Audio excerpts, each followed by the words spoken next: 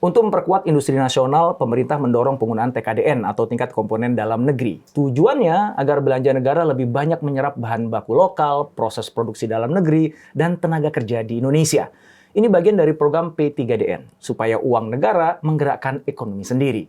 Namun pelaksanaannya nggak selalu mulus. iPhone 16 sempat diblokir karena belum lolos syarat TKDN 40%. Presiden terpilih Prabowo menyarankan aturan ini dibuat lebih fleksibel. Investor besar seperti Apple dan Tesla pun masih hati-hati.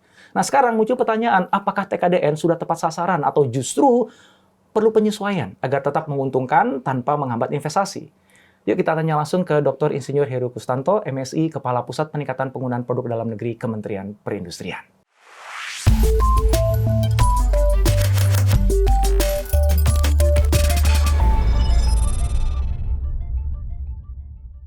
Selamat sore Pak Heru. Sore Pendra. Terima kasih bersedia untuk mampir kembali ke Sama-sama, studio Pendra. saya. Siap. Yeah.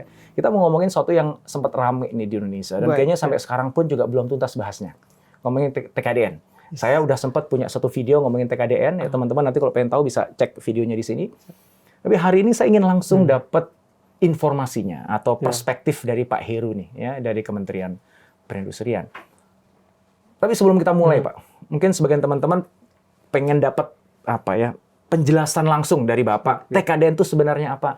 P3DN itu juga apa? Sebelum nanti kita masuk kepada ini udah benar atau belum? Siap Pendra. Perlu diselaraskan atau tidak? Nah, silakan Pak. Baik, terima kasih Pendra. Jadi teman-teman sekalian, ada dua istilah yang dikenal di dalam peningkatan penggunaan produk dalam negeri. Yang pertama TKDN lebih populer ya. Kemudian yang program besarnya sebenarnya P3DN. Jadi peningkatan penggunaan produk dalam negeri.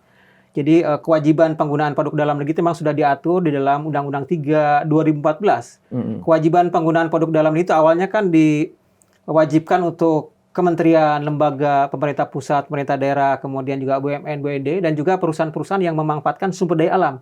Itu yang wajib menggunakan produk dalam negeri. Nah, untuk menentukan atau melihat apakah produk itu dalam negeri atau tidak, maka ada yang namanya TKDN, dalam bentuk sertifikat. Sertifikat tingkat komponen dalam negeri, yaitu suatu angka dalam bentuk persentase yang menunjukkan berapa banyak sih komponen dalam negeri yang ada di dalam suatu barang atau produk. Nah, kandungan itu dihitung dari 3 komponen sebenarnya, dari materialnya, bahan bakunya, kemudian yang kedua dari sisi penggunaan tenaga kerjanya, yang ketiga berkaitan dengan penggunaan biaya overhead pabrik. Sebenarnya itu yang menentukan nilai TKDN itu, Pak Indra. Oke. Jadi P3DN itu programnya. Programnya. Ya, TKDN itu ya prasyaratannya, Indikatornya gitu ya. Indikator yang Betul, digunakan betul, ya. yes.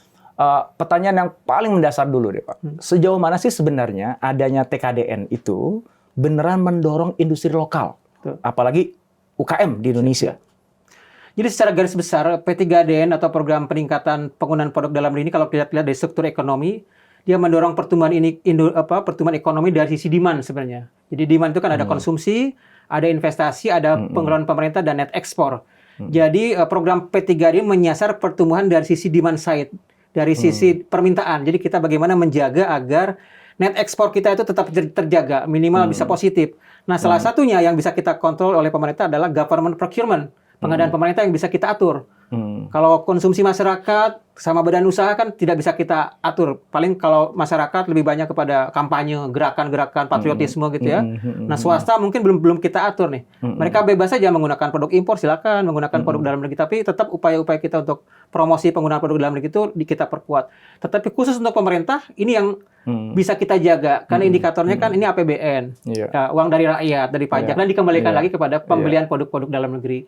Nah, itu sebenarnya semangat dari P3DN sendiri, sehingga kalau dari sisi pertumbuhan, terlihat ada beberapa sektor-sektor yang memang banyak digunakan untuk belanja barang pemerintah. Contoh misalnya yang paling banyak itu elektronik, barang-barang elektronik, kemudian barang-barang furniture. Pengadaan barang pemerintah kan cukup banyak. Kemudian barang-barang berkaitan dengan logam, karena ada proyek-proyek di migas.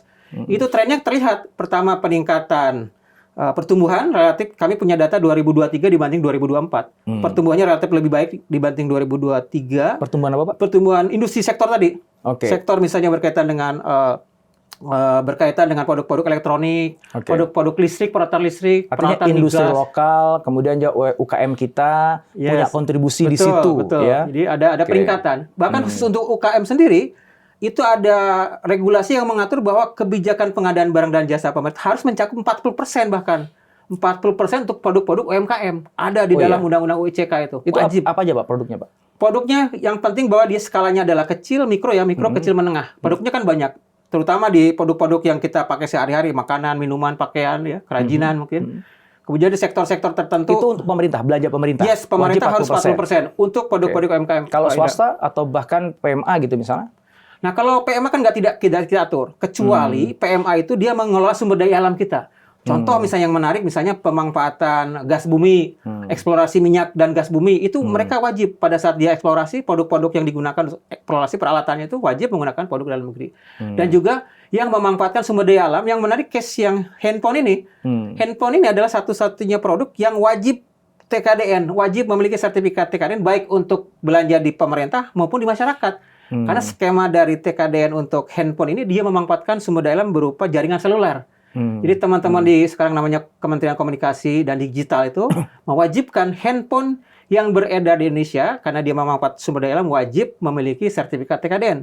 Saat ini dipatok minimal angkanya adalah 35%. Seperti itu Pak Indra. 35% itu kandungan dalam negeri. Betul, yes. Nah, kandungan dalam negeri itu apa aja komponennya Pak? Tadi saya sampaikan tadi komponen dalam negeri terdiri dari 3 komponen. Pertama adalah pemakaian bahan baku atau material. Kedua penggunaan tenaga kerja. Yang ketiga berkaitan dengan penggunaan biaya overhead pabrik, investasi, kemudian ada penggunaan listrik mungkin ya, amortisasi, penyusutan, dan biaya-biaya yang berkaitan dengan biaya overhead. 3 komponen itu untuk TKDN ini Pak Indra. Itu kan angka persentase itu beda-beda di industri yang berbeda gitu betul. Pak ya. Kalau industri yang paling besar TKDN-nya, angka TKDN itu industri apa Pak? Nah kalau kita melihat dari 3 faktor tadi, tentu yang bahan bakunya lokal ya, produk-produk pertanian. Pasti itu TKD-nya paling tinggi.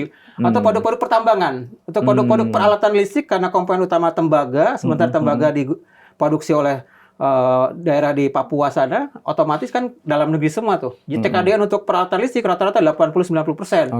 Tapi yang produk-produk yang komponen lokalnya masih rendah, berarti dia hanya mengandalkan penggunaan tenaga kerja saja dan overhead. Angkanya ya plus minus di angka 25%. Elektronik contoh yang sering kita gunakan itu 25, 27 gitu kan.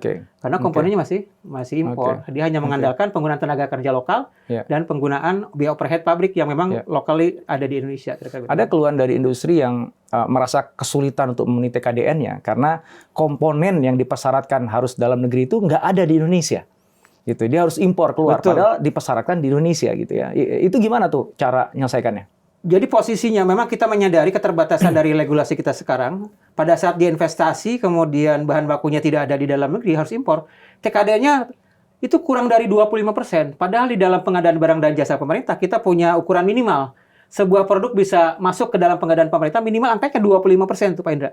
Jadi 25% menjadi syarat minimal. Jadi kalau dia berada di bawah 25, dia nggak bisa jualan ke government, ke pemerintah, kira-kira begitu ya. Kalau ke masyarakat masih bisa? Bebas. Kalau masyarakat tidak, kecuali handphone aja tadi. Handphone ke masyarakat harus punya TKDN. Tapi produk-produk lain, bebas. Dia tidak perlu punya sertifikat TKDN. Tapi untuk government procurement, pengadaan pemerintah, dia wajib menggunakan TKDN. Nah, kelemahan dari yang sekarang kita alami ini, mereka mengeluh tadi, kok saya nggak dapat 25% ya, karena memang bahan bakunya kan dari luar negeri, impor. Nah, ini yang kami perbaiki di dalam regulasi yang sedang kami susun ini, ada kemudahan-kemudahan. Ada kemudahan-kemudahan kami berikan untuk menjamin bahwa investasi kalau masuk ke Indonesia, dia minimal dapat angka 25 itu kita berikan. Karena dia memang investasi di Indonesia, meskipun bahan bakunya masih impor. Tapi paling tidak dia invest, dia produksi di Indonesia menggunakan tenaga kerja lokal kita, punya pabrik sendiri, kemudian barangnya dijual ke pemerintah, otomatis kita akan berikan semacam kemudahan dengan nilai minimal tadi Pak Indra, 25% kita akan jamin untuk produk-produk seperti itu. Nah, kalau misalnya memang barang atau jasa itu dibeli oleh pemerintah, maka syarat TKDN itu menjadi mutlak gitu kan ya. Nah, tapi kalau misalnya nih kita bicara bukan belanja pemerintah, kita bicara belanja swasta ataupun bahkan individu masyarakat secara umum. Itu TKDN yang berlaku tuh apa saja? Ya, dengan angka berapa Pak? Supaya dapat gambarannya Pak. Jadi kita abaikan dulu yang government. Jadi gerakan penggunaan produk dalam negeri yang regulasi tadi, kewajiban itu hanya government sebenarnya. Jadi masyarakat atau badan usaha tidak wajib, opsional. Jadi sunah kira-kira begitu ya. Jadi dia boleh menggunakan, boleh tidak. Tapi kami dari pemerintah terus menggerakkan bagaimana kecuali budaya. handphone tadi Pak? Handphone aja. Kalau handphone kan dibeli oleh masyarakat. Ya, itu aja karena dia memanfaatkan sumber daya alam berupa jaringan seluler. Yang lain tidak ada. Jadi selain handphone, ketika itu dijualnya bukan ke pemerintah tapi ke masyarakat, tidak ada TKDN. Tidak ada TKDN, tidak perlu menggunakan sertifikat TKDN. Jadi yang ini pemahamannya yang kadang-kadang mobil Pak, mobil ini karena dia ada insentif, terutama mobil listrik ya. Mobil listrik ini dia wajib punya TKDN minimal 40% untuk mendapatkan insentif pembebasan atau PPN ditanggung pemerintah. Itu ada tuh untuk. Jadi sebenarnya nggak wajib. Nggak wajib. Cuman kalau mau ngambil insentifnya baru pakai. Baru TKDN untuk mobil listrik dia minimal TKDN-nya 40% baru dia dapat insentif pajak dari. Jadi kalau kita mengabaikan belanja pemerintah, sebenarnya hanya handphone saja yang dipasarkan TKDN. Kalau ketika dibeli oleh masyarakat ya. Betul. Gitu. Kalau misalnya mobil ya itu tergantung si produsennya gitu ya. Mau ngambil insentif boleh tapi TKDN-nya 40%. Gitu ya. Nah, ngomongin handphone nih, karena menarik ya, karena siapa sih yang nggak punya handphone di Indonesia gitu ya, dan satu orang punya 2 handphone di Indonesia ini. Ya, jadi jumlah SIM card yang beredar di Indonesia itu lebih banyak dibandingkan jumlah penduduknya kan gitu. Kalau misalnya kita lihat ya, pabrik handphone kan berarti kan di Indonesia tuh, ya. Jadi mau apapun mereknya, dari China, dari luar, misalnya di Korea dan lain sebagainya gitu ya, itu buatannya di Indonesia tuh, pabrik-pabriknya. Karena mengejar persyaratan TKDN tadi Pak ya. Dan kalau kita lihat itu kan sebenarnya yang diuntungkan adalah kelas industri, Pak. Yang bisa buat pabrik, yang bisa hadirkan teknologi, gitu, yang bisa menyerap tenaga kerja banyak gitu. UKM-nya nggak ada berarti Pak di situ Pak perannya Pak. Kecuali kalau kita bicara belanja pemerintah, kita mau meeting ya beli apa onde-ondenya ya dari UKM lah kan gitu ya. Tapi kalau kita bicara tadi ya mobil misalnya, dia mau ngajar TKDN, dia mau ngajar juga handphone, itu UKM-nya ada peran nggak Pak?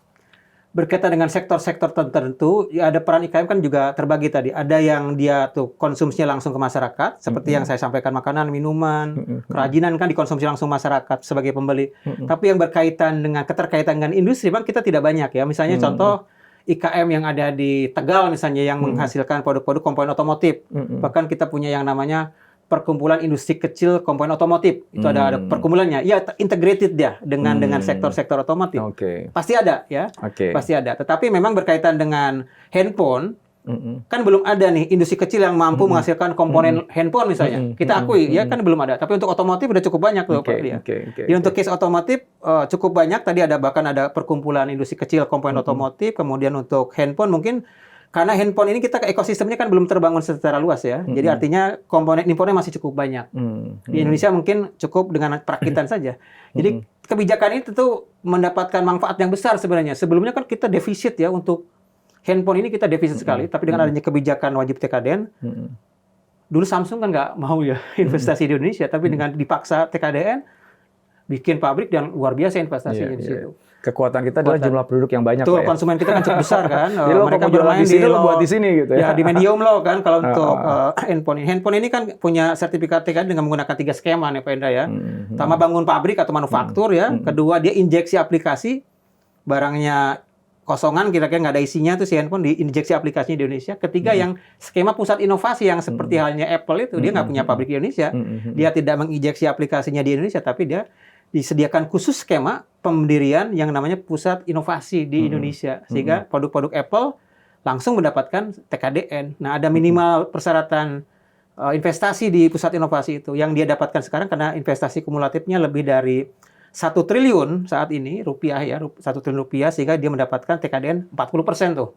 Handphone untuk merek-merek Apple, apapun produk Apple yang berbasis seluler, kalau dia daftar ke kami langsung otomatis kita berikan ya TKDN 40%. Ya itu menarik tentang yang 3 tadi ya. Saya paham kalau buat pabrik iyalah itu kan pasti kan bagi Indonesia itu uang berputarnya jelas. Betul. Demikian juga kalau pakai bahan baku di Indonesia, tenaga kerja orang Indonesia itu juga udah kebayang lah. Nah yang justru aku penasaran dari dulu itu adalah tentang pusat inovasi itu Pak. Gitu. Itu apa sebenarnya dampak konkret dalam perspektif ekonominya untuk Indonesia? Kalau misalnya contohnya Apple, dia milih itu gitu.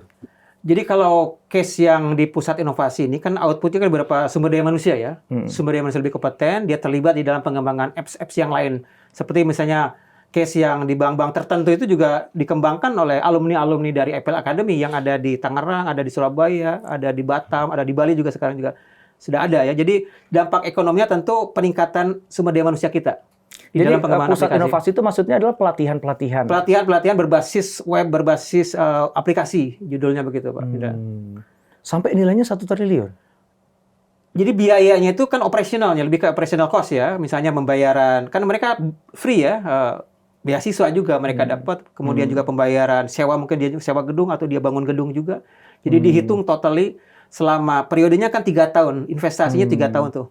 3 tahun itu 1 triliun untuk mendapatkan nilai TKDN. Dan itu total ya, dia bangun gedung dia sewa, operasional ya. bayar yang ngajar, Betul, operasional itu harus 1 triliun gitu untuk ya. dapat TKDN 40%. Kalau 750 miliar sampai dengan kurang dari 1 triliun, 35% ya. Tapi sekarang dia udah lebih dari 1 T investasinya. Nah, yang juga ramai itu kan kenapa Apple atau brand yang lain ya, nggak hanya Apple ya, milih ke India atau ke Vietnam bahkan gitu ya, dibandingkan ke Indonesia. Sebagian kalangan nyalain TKDN. Nah, kalau pandangan Bapak gimana? Kalau menurut saya sih bukan TKDN ya, karena justru dengan TKDN dipermudah dia. Dengan adanya pusat inovasi, yang lain harus bangun pabrik ya. Dia kan enggak. Sebenarnya bukan faktor TKDN yang mungkin beberapa investor masih mempertimbangkan untuk masuk ke Indonesia. Untuk produk-produk berkaitan dengan otomotif atau berkaitan dengan elektronik secara umum, ekosistem yang penting sebenarnya. Kenapa mereka memilih Malaysia? Kan ekosistem untuk industri elektronik itu sudah lengkap. Di Malaysia contohnya, atau di Taiwan dia sama, atau di India juga, Vietnam ya sudah mulai terbentuk ekosistemnya. Nah, kita berkaitan dengan Apple ini memang beberapa kali tanda petik merayu ya agar Apple tuh mau berinvestasi handphone, tapi kita melihat tipikalnya Apple kan berbeda dengan pabrik lain. Dia nggak punya pabrik sebenarnya kan, dia hanya maklun di Taiwan, maklun di Vietnam atau di India kan. Produknya ya dari berbagai macam ininya bahan bakunya, materialnya tadi. Jadi dia memang tidak bisa kita paksa untuk bangun pabrik, tapi di beberapa kesempatan kan kita berhasil agar vendor-vendornya juga bikin pabrik tuh. Ini kan ada AirTag di Batam, kemudian ada beberapa yang lain. Dia juga membawa vendor-vendornya tuh untuk investasi di Indonesia. Bukan handphonenya langsung ya. Itu boleh ya berarti ya? Boleh, tapi tidak terkait dengan TKDN, nggak dihitung. Nggak dihitung TKDN-nya? Karena TKDN harus investasi langsung di sektornya kan, di sektor di barangnya. Kalau untuk pendukungnya tidak kita hitung. Aksesorisnya nggak dihitung. Tidak dihitung. Cuma kita apresiasi aja dia udah bangun di Batam untuk pabrik AirTag. Walaupun nggak berhubungan sama TKDN iPhone-nya gitu. Berarti sekarang ini memang murni dia ngambil yang pusat inovasi ya? Pusat inovasi, betul. Dan kita kemarin cukup alert juga ya Pak Menteri untuk mengawal agar mereka menambah investasi, terutama kita ingin mereka juga membangun research center. Ini sudah dimulai, rencana sudah ada. Kalau ini terjadi, kita punya menjadi negara kedua di luar Cupertino yang di Amerika Serikat setelah Brazil. Kalau kita punya pusat risetnya Apple, menjadi negara kedua setelah Brazil di luar Amerika ya Pak. Yang kita harapkan akan menjadi brand kita keluar ya. Ya. Sebenarnya ini kita kalau ngomongin TKDN memang paling gampang ngomongin handphone ya, karena itu yang paling jelas kita pakai juga ya.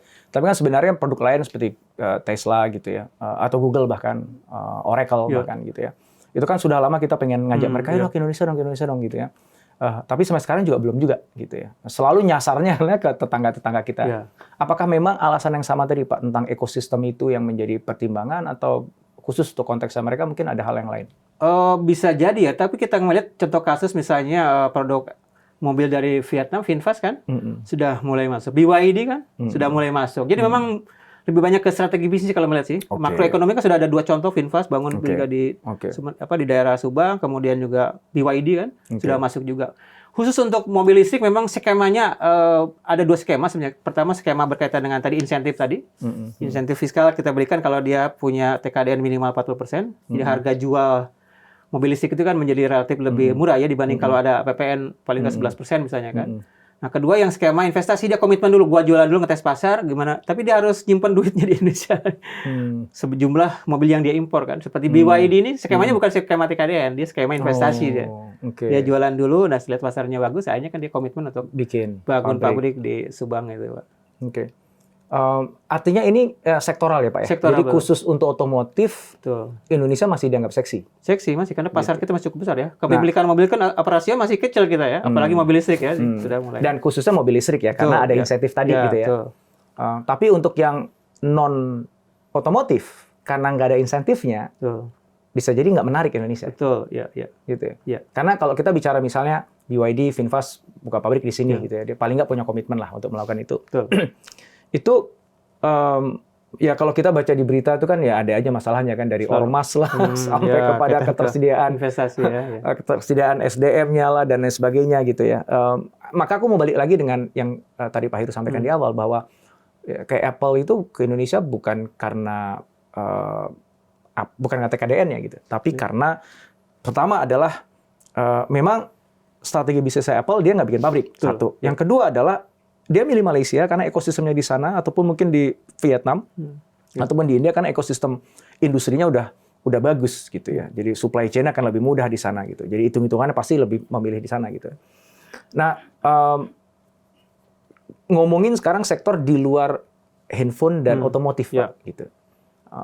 Sejauh mana Indonesia masih seksi di mata brand-brand besar dunia untuk mau invest bangun pabrik dan sebagainya? Indonesia tetap seksi karena pasarnya Penduduknya besar. aja. Jadi Tetap kita- itu tetap yang kita menjadi. jual tuh pokoknya penduduk Kedua, Indonesia sumber daya aja kita, gitu. sumber daya alam terutama migas, mineral kan itu yang menjadi daya tarik juga. Kita iya, melihat iya. case misalnya nikel ya di Sulawesi Tengah atau di Papua untuk tembaga gitu. Ini menjadi seksi. Pasar juga kita menjadi hal yang menarik ya. Oleh karena itu kita selalu win-win gitu kan. Oke, lo manfaatkan pasar tapi harus juga bangun pabriknya, transfer teknologi, pengembangan SDM kita. Itu sebenarnya. Sektor-sektor seperti migas ya, kita masih investasinya luar biasa. Apalagi target 1 juta barrel per hari. Investasi di sektor migas itu cukup menarik sehingga sektor-sektor terkait terikut seperti pipa, valve gitu kan. Kebutuhannya besar dan itu harus ber-TKDN karena dia memanfaat sumber daya alam tadi. Yang bekerja kan kontraktor swasta, bukan BUMN, tapi karena dia mengolah sumber daya alam, penggunaan pipa, wellhead atau yang berbagai macam OCTG itu ya harus menggunakan produk-produk dalam negeri bersertifikat TKDN gitu, Pak. Ya, itu kan di dua hal itu mirisnya adalah kalau yang satu mengeksploitasi sumber daya alam Indonesia gitu ya. Yang pengennya sih sebenarnya itu duitnya muter di dalam negeri aja gitu, nggak sempat dibawa keluar. Tapi realitanya karena kita belum sanggup melakukannya sendiri, ya kita dari luar nggak apa-apa deh, tapi paling nggak ada TKDN-nya gitu kan. Jadi kita ikutan dapat gitu. So it's not perfect, tapi ya udah dibandingkan enggak. Yang lebih miris lagi kan ketika kita bicara ya mereka ke Indonesia kenapa? Karena kan rakyat kita banyak gitu. Jadi kita kayak menjual diri kita sebagai pasar yang menarik loh gitu. Tapi sebagai pasar bukan sebagai produsen gitu. Padahal spiritnya kita adalah kan jadikan Indonesia bukan cuma sekedar masyarakat yang konsumtif tapi yang produktif gitu. Jasa kalau bisa bahkan kita creating values bagi negara lain kan gitu Pak ya. Ya tapi itu mungkin untuk saat ini realita kita masih ada di situ. Tapi intinya memang kita kan tidak impor langsung ya, terutama yang government procurement. Mereka terpaksa mereka harus invest di Indonesia tuh. Minimal dia maklun. Maklun itu adalah dia tidak bangun pabrik tapi dia membuat produknya di perusahaan lain. Nah, contoh kasus perusahaan Amerika untuk model alat kesehatan yang berteknologi tinggi karena mereka ingin masuk ke rumah sakit pemerintah, sementara kan harus ber-TKDN. Bangun pabrik mungkin investasinya cukup besar dan mereka mungkin ngetes pasar dulu sehingga mereka maklun dulu di perusahaan salah satunya di Batam. Akhirnya dia dapat TKDN juga tuh. Akhirnya dia bisa jualan juga Nah, ke depan kami yakin bahwa nanti yang lain juga akan seperti ngetes dulu nih.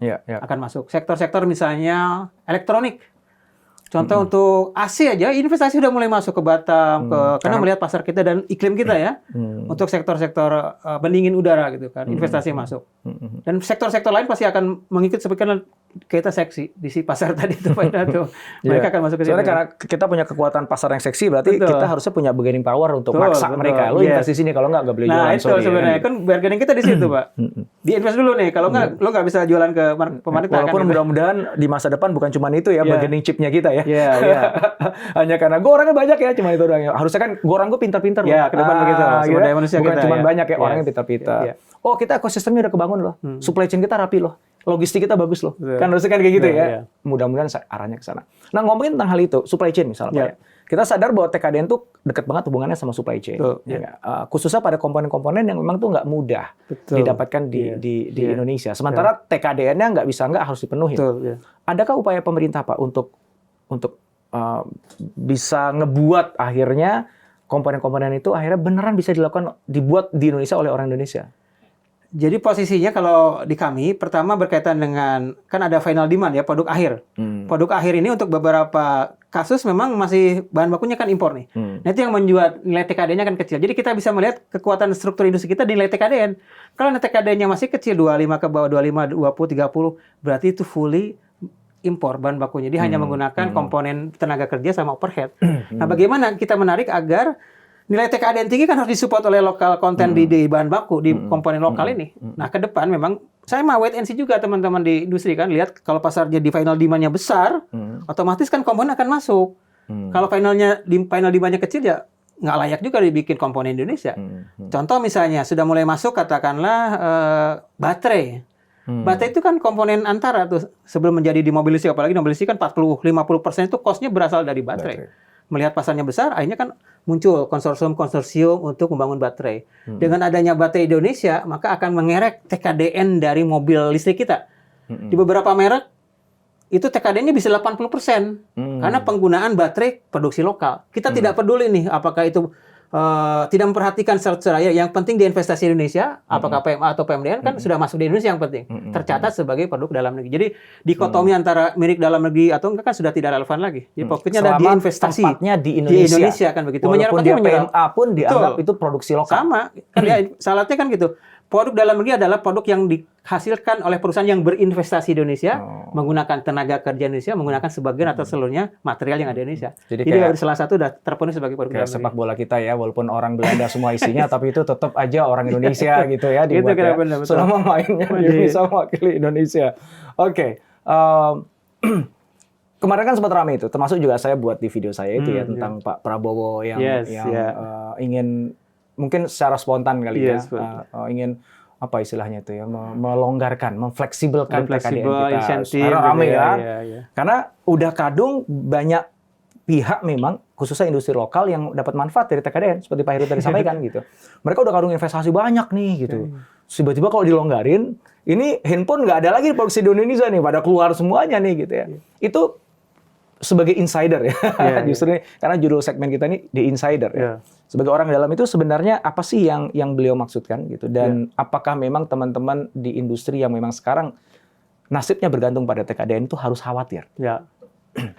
Jadi fleksibilitas itu sebenarnya bagaimana pengadaan pemerintah itu kan tidak harga mati produk dalam negeri kan, tidak harus sebenarnya, karena di dalam aturan kita, impor itu kan untuk pengadaan pemerintah masih diizinkan sepanjang pertama tidak ada produksi di Indonesia, kemudian ada produksi di Indonesia tapi kapasitasnya tidak mencukupi kebutuhan. Itu kan fleksibilitasnya di situ. Bahkan setelah statement Bapak Presiden itu kan ada keluar Perpres pengadaan barang dan jasa yang baru di tanggal 30 April kemarin 2025 sudah disebutkan di situ angka-angka yang berkaitan dengan minimal syarat TKDN 25% sudah ada juga diperkuat di situ. Tapi kami melihatnya sebenarnya berkaitan dengan kemudahan di dalam perhitungan. Jadi fleksibilitas kemudahan. Kami menerjemahkan sebagai kemudahan. Bagaimana saat ini perhitungan TKDN kan rumit tadi karena basisnya full cost.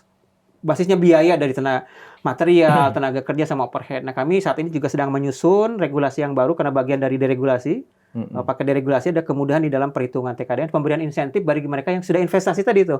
Dulu untuk mendapatkan nilai 25% sulit, Pak Indah. Kalau sekarang sepanjang dia investasi punya mesin sendiri, pakai tenaga kerja lokal itu 25% dia akan dapat nilai 25 sehingga dia bisa langsung masuk ke pengadaan pemerintah. Itu fleksibilitas yang pertama. Dulu itu sebelum Trump teriak-teriak atau emang sebelum Trump teriak? Sebenarnya sebelum Trump teriak, kita di tahun lalu sudah melihat bahwa kita punya kelemahan di dalam perhitungan kita. Sudah mulai sejauh sebelum Trump ada.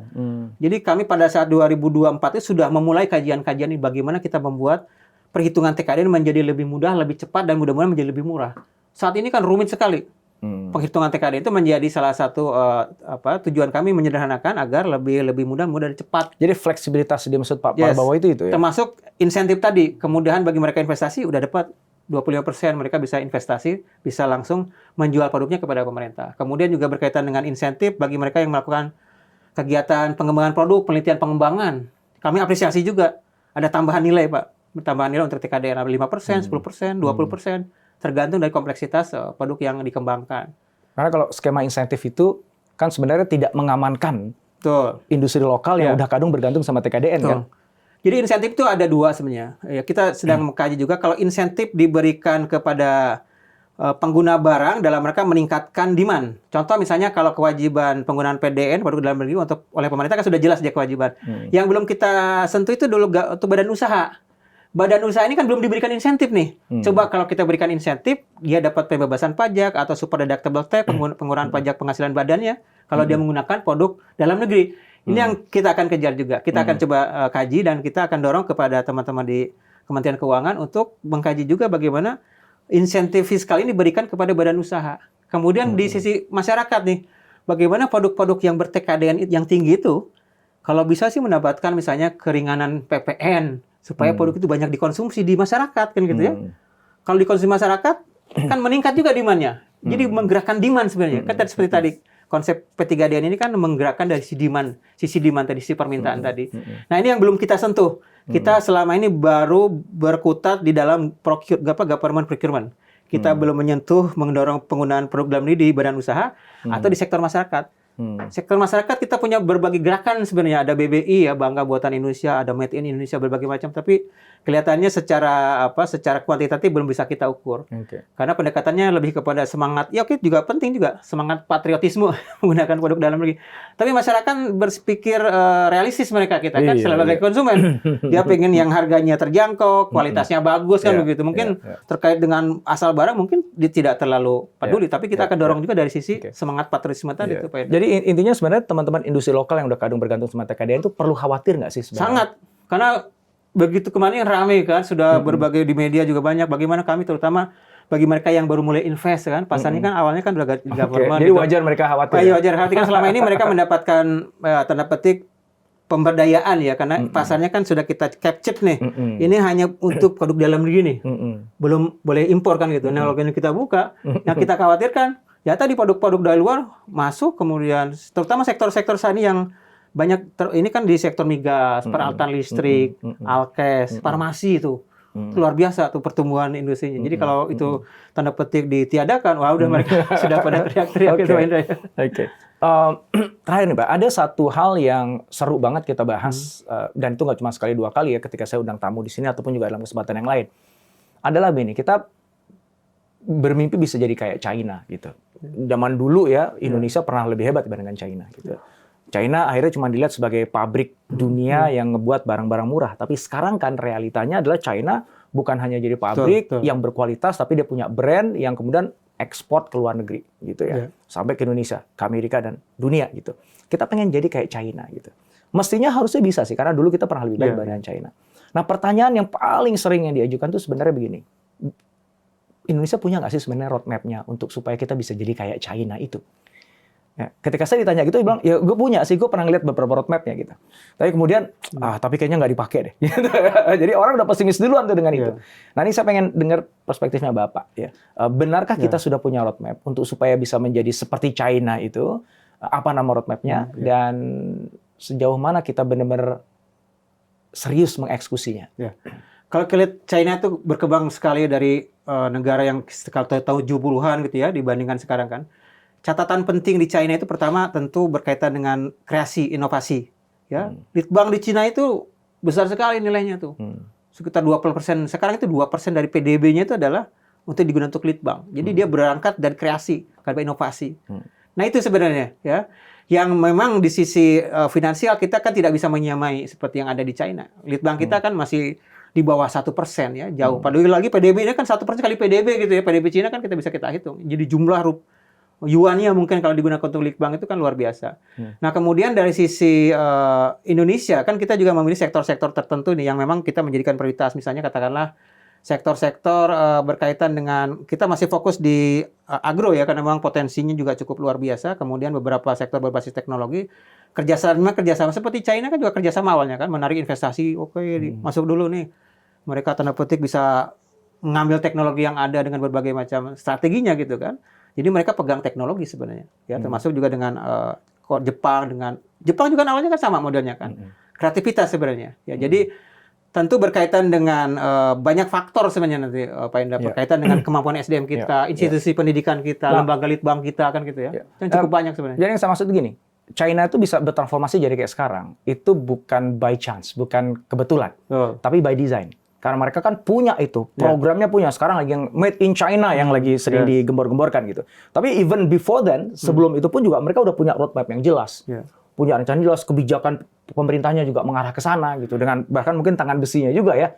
Tapi kan dieksekusi secara serius dan jadi gitu dalam hitungan hanya mungkin berapa 3-4 dekade saja gitu ya.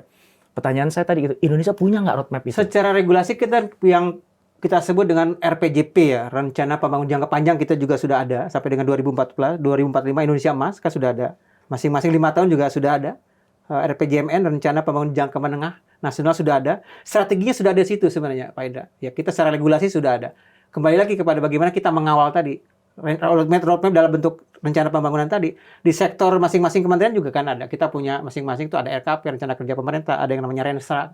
Kementerian lembaga yang mengacu iya. kepada itu. Dari Memang segi sih atasnya. yang seling ini apatisme ya kita Iya, bicara masyarakat ya. Hmm. Adalah ya itu kan hal yang sama yang diulang-ulang aja gitu. Jadi yang Iya. misalnya gini, saya tuh jadi konsultan Renstra.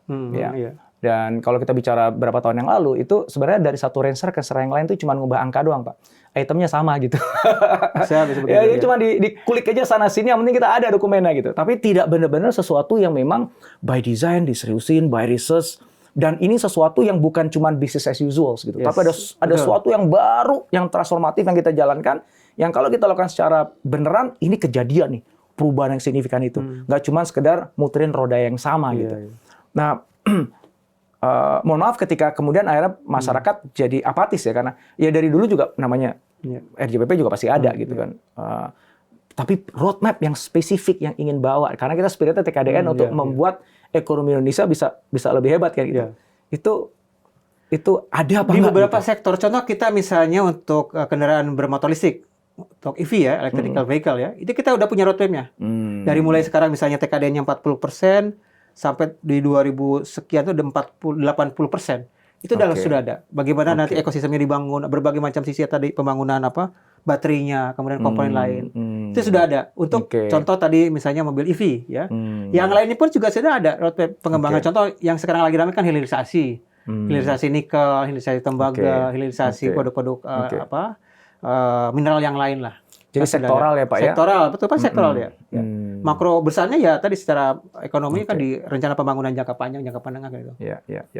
Pak Heru, makasih banget diskusinya, seru banget. Terima kasih banyak hal yang terungkap, terbuka. Ya, saya dapat juga informasi tambahan. Saya kira teman-teman semuanya jadi tambah clear ya tentang perannya TKDN, pentingnya TKDN, ya, bahwa kita harus kawal juga TKDN ini gitu. Tapi tentu aja di saat yang sama jangan sampai buat investor tuh jadi ragu untuk invest di Indonesia. Itu delicate balance itu yang pemerintah kita harus pintar-pintar untuk bisa menyeimbangkan dengan sangat baik. Mudah-mudahan dengan adanya TKDN justru investasi masuk. Karena melihat pasar kita, government procurement kan cukup besar kan. Itu jadi daya tarik sendiri untuk investasi masuk karena melihat TKDN-nya Pak Indra. Ya, luar biasa. Makasih Pak Heru. Siap, terima kasih sama-sama. Atur nuhun waktunya. Terima kasih sama-sama.